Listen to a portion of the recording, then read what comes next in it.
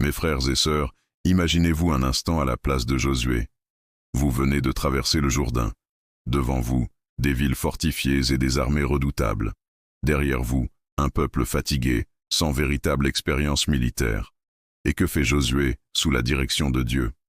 Il s'arrête. Il ordonne que tous les hommes soient circoncis. Un acte spirituel, mais aussi une décision stratégiquement suicidaire en territoire ennemi. Puis, il célèbre la Pâque, un repas sacré, symbole du salut et de la dépendance totale envers Dieu. Humainement, c'est insensé. Spirituellement, c'est un chef-d'œuvre de foi. Parce que la loyauté envers Dieu se prouve souvent quand tout semble s'y opposer. Dieu demande à Israël de se reconsacrer avant de combattre.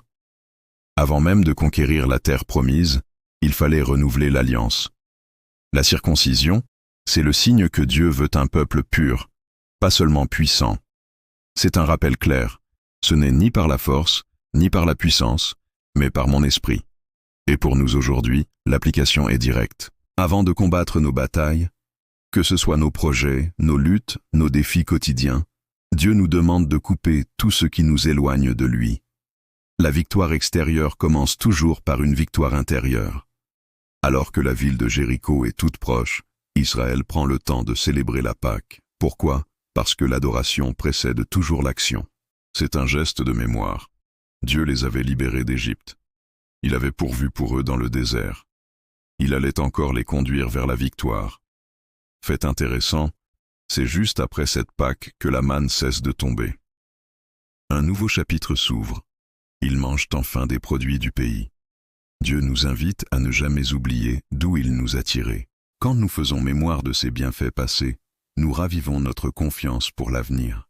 La fidélité de Dieu hier nourrit notre foi pour aujourd'hui. Imaginez la scène. Au lieu de poursuivre l'ennemi après une victoire, Josué bâtit un autel. Il arrête toute l'armée. Il lit la loi. Il prononce les bénédictions et les malédictions selon la parole de Moïse. Pourquoi un tel arrêt en pleine conquête? Parce que le vrai combat n'est pas contre les Cananéens, mais contre l'oubli de Dieu. Chaque autel est une déclaration publique. Nous dépendons de Dieu, pas de nos propres armes. Dans nos vies modernes, construire un autel signifie consacrer du temps à Dieu. Que ce soit dans la prière du matin, dans le culte en famille, ou dans le repos du sabbat. Même quand la guerre de la vie nous presse, prenons le temps d'adorer. C'est là que la présence de Dieu se manifeste le plus puissamment. Plus tard, alors que 7 tribus n'ont pas encore reçu leur héritage, Israël érige déjà le tabernacle à Silo. Autrement dit, ils installent la présence de Dieu au centre, avant même la possession complète du pays. Cela montre que la priorité, ce n'est pas d'abord les bénédictions, mais celui qui bénit. Dans notre course vers les succès de la vie, n'oublions jamais d'établir la présence divine au centre de tout. Si Dieu n'est pas premier, tout le reste perd son sens.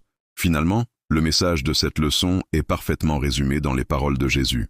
Cherchez premièrement le royaume et la justice de Dieu, et toutes ces choses vous seront données par-dessus. Josué l'avait compris. La circoncision avant la guerre. La Pâque avant la victoire. L'autel avant la conquête complète. Le tabernacle avant l'héritage final. À chaque fois, Dieu enseigne la même chose. Mon royaume d'abord. Ma justice d'abord. C'est cela, la loyauté ultime. C'est adorer quand tout autour de nous semble menaçant. Parce que l'adoration n'est pas une fuite du combat, c'est la stratégie même de la victoire. Mes amis, nous vivons nous aussi dans une zone de guerre spirituelle, celle des distractions, du matérialisme, de la peur et de l'indifférence.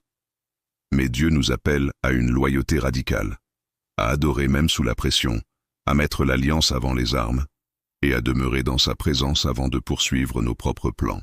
Alors que nous méditons cette leçon, posons-nous cette question personnelle. Suis-je prêt à adorer dans ma propre zone de guerre? Parce que là où il y a adoration fidèle, il y aura toujours victoire spirituelle. Merci d'avoir regardé, et n'oubliez pas de vous abonner pour plus de contenu.